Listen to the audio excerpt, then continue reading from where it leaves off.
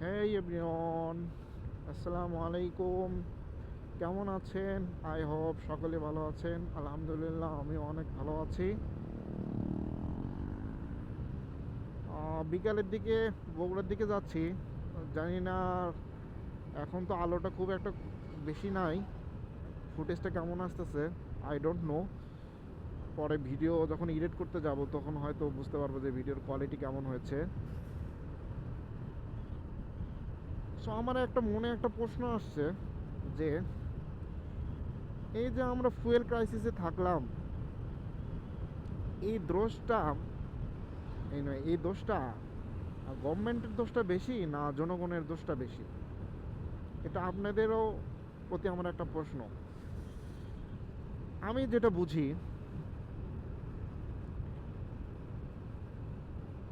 আমি আমার এলাকায় দেখেছি নর্মালি যেগুলো আগের দিনগুলোতে যেমন ফুয়েলের যেমন কোনো ক্রাইসিস ছিল না, তখন দেখেছি ফুয়েল পাম্পে তেমন কোনো ভিড় নাই। নর্মাল ভিড় তো দূরের কথা, দুই একটা বাইকও দেখা যেত না। তো এখন হঠাৎ করে এত ভিড়, আর প্রতিদিনই ভিড় থাকে, প্রতিদিনই তেল দেওয়া হয়, তারপরে কেন এত ভিড় থাকে? আমি দেখছি যে অনেকেই আছে একদম কি বলে প্রতিদিনই সে তেল তোলে। মানে এই তেলটা তুলে সে করেটা কি? একজন মানুষের তো প্রতিদিন 500-800 টাকার তেল লাগার কথা না। আমার প্রয়োজন যতটুকু, ততটুকু হলেই তো এনাফ নাকি? এর থেকে তো বেশি প্রয়োজন নাই।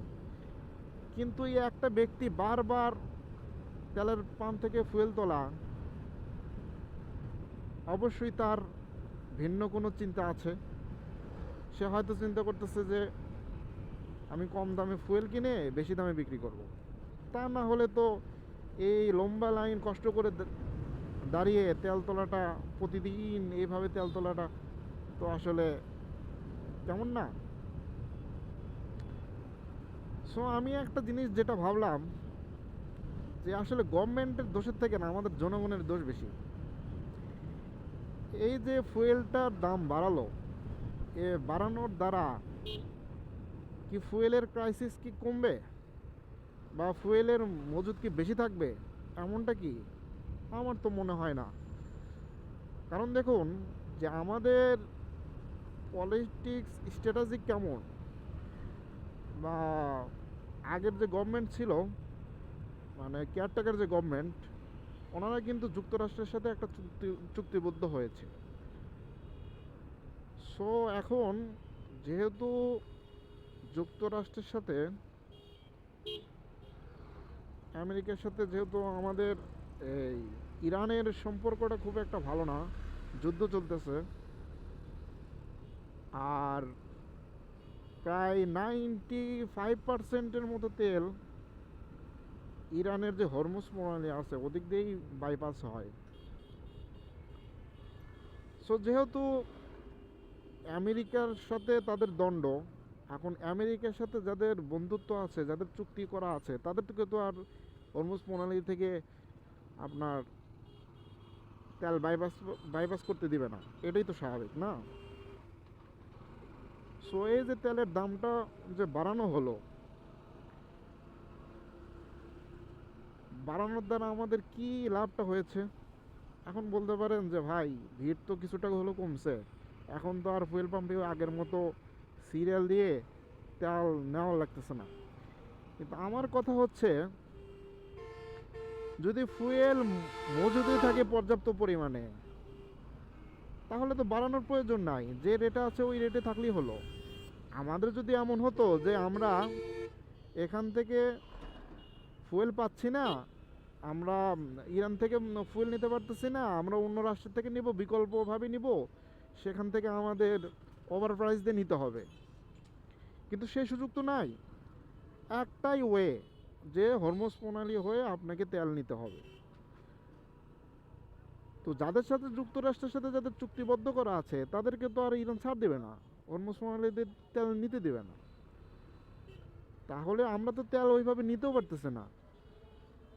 তাহলে এই তেলের দামটা বাড়িয়ে কি লাভ হলো?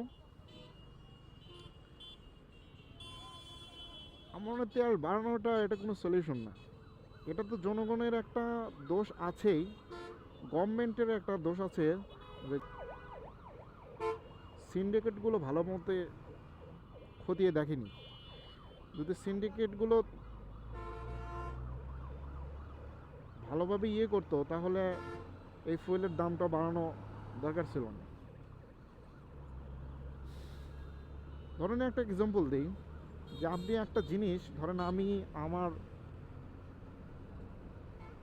এলাকাতে থাকি, বগুড়া এলাকাতে থাকি, আমি একটা জিনিস নিব, সেটা বগুড়াতে পাচ্ছি না, তাহলে আমার কি করতে হবে? ঢাকায় থেকে প্রোডাক্টটা নিতে হবে। তো যেহেতু আমার লোকেশন থেকে বগুড়ার লোকেশনটা কাছে, শহরটা কাছে, তো আমি স্বাভাবিকভাবে জিনিসটা কম দামে পাবো।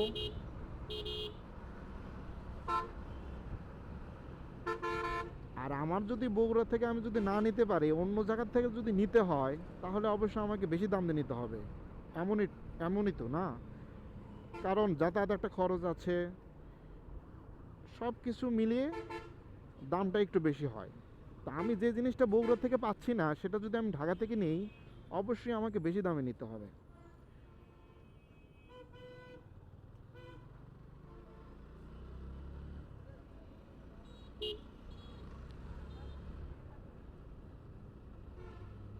ফ্যাক্টটা হচ্ছে এখানে, আমরা যে তেলের দামটা বাড়াইলাম, কি জন্য বাড়ালাম? তেলের দামটা যদি বাড়াইতাম এই কারণে যে না, আমরা তেলের অল্টারনেটিভ, আমাদের একটা ওয়ে আছে, আমরা অন্য রাষ্ট্রের থেকে তেলটা নিতে পারবো, সো আমাদের তেলের দামটা বাড়িয়ে আমরা মজুত করা দরকার।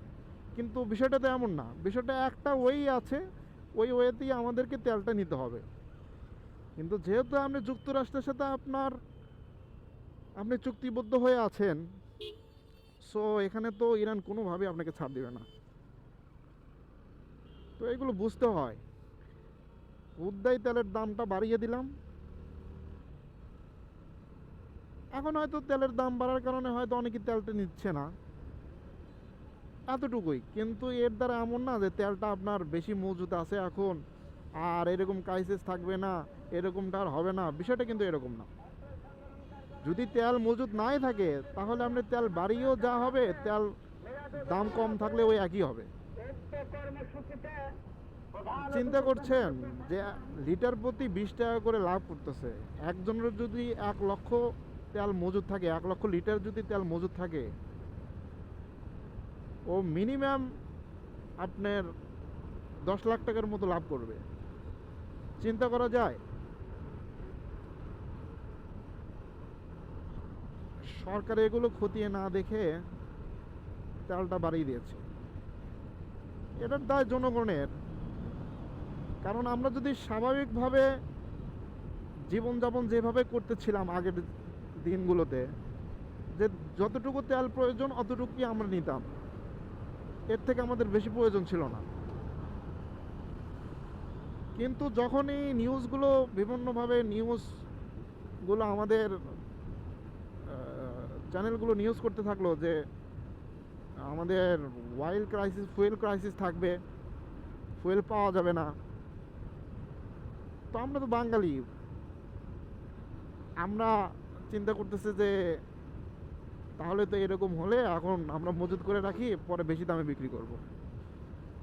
এই যে একটা মেন্টালিটি, এটার কারণেই এই ফুয়েলের দামটা আজকে বাড়িয়ে দেওয়া হয়েছে, ঠিক জানেন?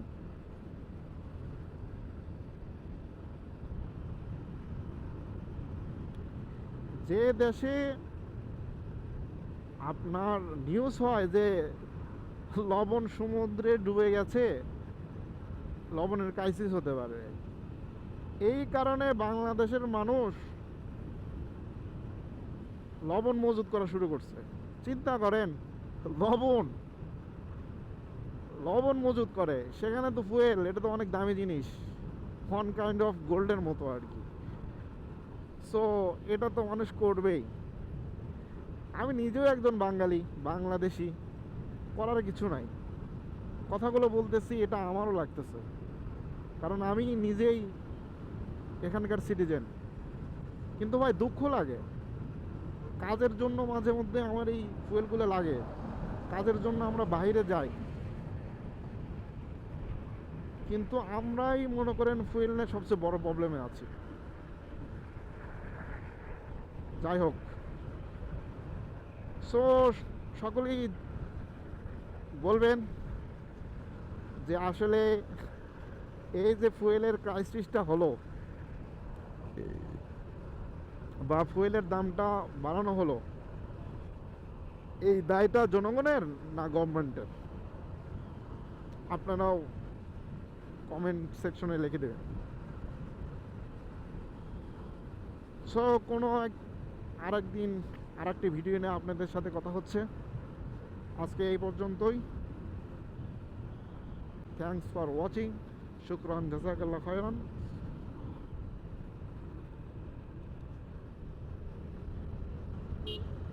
ভিডিওটা ভালো লাগলে অবশ্যই সাবস্ক্রাইব করবেন। Tata, bye by.